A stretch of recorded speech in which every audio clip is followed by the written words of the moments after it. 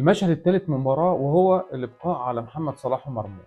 يعني إيه الكلام ده؟ يعني إن أنت تكون عندك اتنين لعيبة بحجم صلاح ومرموش وإنك تفضل مخليهم في الملعب لغاية نهاية المباراة عشان تحقق الهدف من المباراة وهو الفوز من المباراة.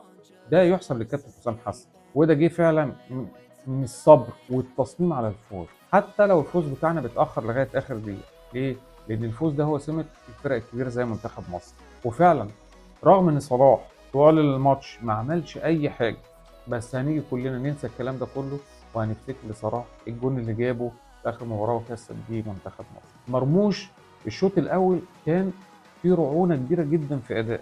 الشوط الثاني انت تحررت، بجد تحررت، وكنت اكثر فعاليه وتركيز على المرمى، وده اللي بان من خلال اصرارك وتصميمك ان انت تروح بالكوره وتوصل لغايه خط المرمى عشان تجيب الهدف الجميل اللي انت جبته، هدف مصر الاول، وتعدل لنا النتيجه شويه. الكلام ده كله يا جماعه نقول ايقاع النجوم مطلوب، مطلوب، وده بيجي منين؟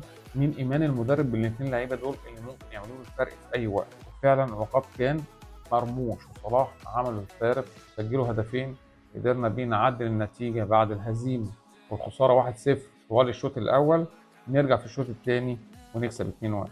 الخلاصه ايه من المباراه؟ لما تيجي تقول لي مصر تستحق الماتش اقول لك اه تستحق الماتش. اما تقول لي مباراه البدايه بتبقى كده اقول لك اه بتبقى كده.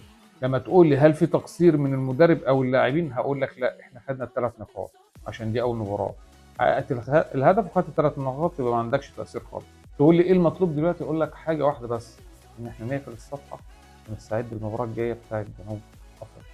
ده المشهد الثالث، وده فعلا اللي احنا محتاجينه من المنتخب الفتره الجايه. لازم يكون عندك اصرار وتصميم على الفوز ايا كان الفريق اللي انت بتلعبه.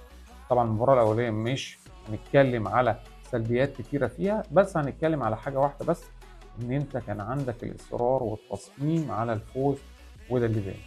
ورغم قله مستوى منتخب زيمبابوي، بس احنا بنتكلم دلوقتي الفرق الافريقيه مبقاش فيها فرق كبير في المستويات، ان ممكن فرقه ضعيفه بس عندها 2 3 لعيبه بيخلصوا، هوب جابوا جول، حطوك وزنقوك. انت ازاي ترجع؟ لا، عرفت ترجع باللعيبه بتاعتك بشويه تغييرات كنت موفق فيها، بثبات على التشكيل. محتاجين شويه صبر منك وهدوء خارج الخطوط، ويتنقل الهدوء ده للعيبه عشان نقدر نوصل. احنا كان معاك هشام حامد في اول. السلام عليكم.